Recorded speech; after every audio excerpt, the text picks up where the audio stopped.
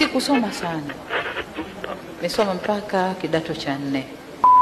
Nina ndoto siku moja wilaya ya Rufiji itakuwa wilaya ya kiongozi.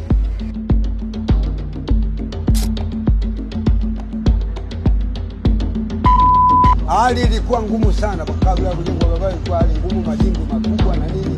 Leo hospitali unakuja unapata huduma ambazo zilikuwa sahihi na tunatembea kwa uhakika kabisa.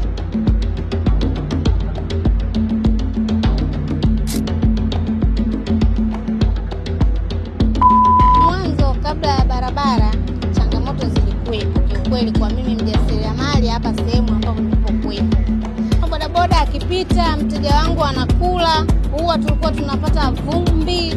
Yaani tulikuwa tunapata vumbi kiasi kwamba hata mteja anashindwa kula kile chakula. Tunamshukuru mbunge wetu, waziri wa TAMISEMI na mama yetu Samia Suluhu. Sasa hivi changamoto zimeisha, barabara safi, hakuna vumbi.